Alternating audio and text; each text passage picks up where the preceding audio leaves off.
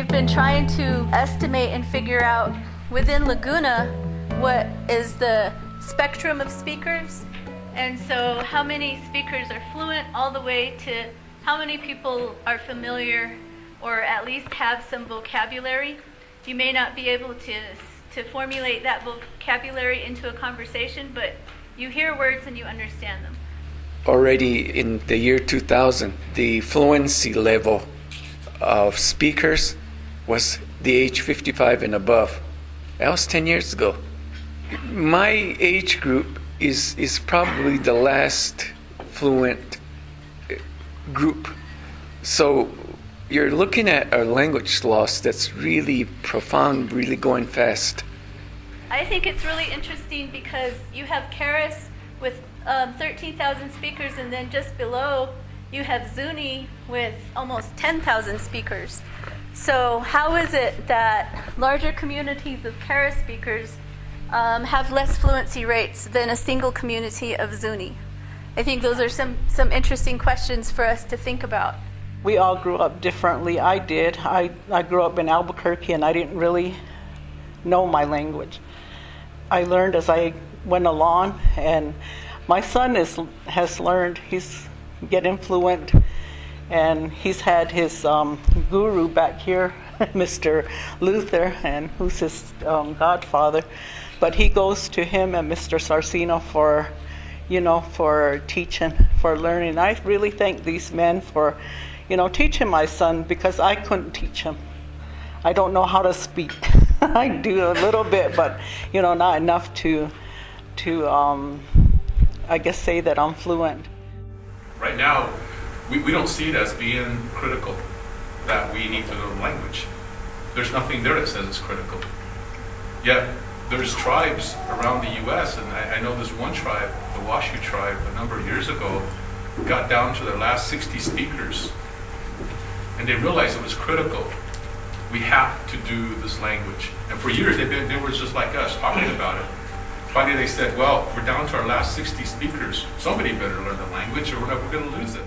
And I know Vic's sitting there. Chris is sitting over there. Eileen, they're waiting for somebody to come. And that's when the community needs to come up and say, please help me learn. I'm asking you to do this. So I'm asking the community to go and spread that word and find all your speakers and just start. And then I think by the time the impetus is started within your own communities, you're going to get council's attention. Where we should all learn our languages in our home. That's like my father said, that was the first language he knew.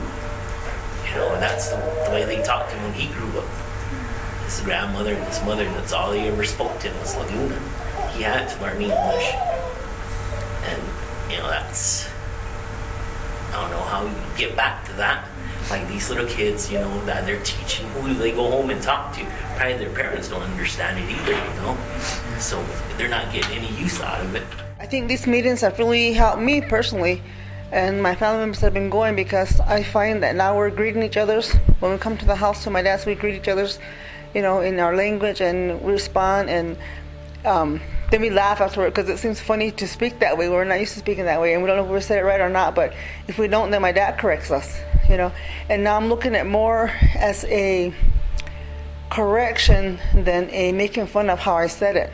And so with that, I think that those of you that are fluent should always talk to us.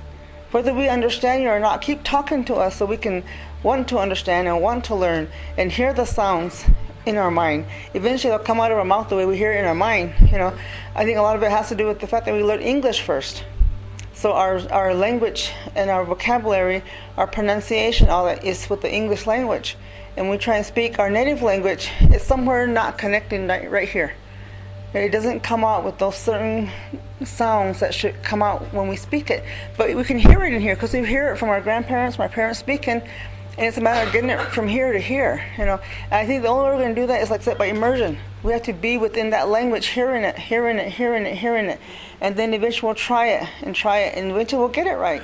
I really, encourage those of you that don't speak, don't be afraid.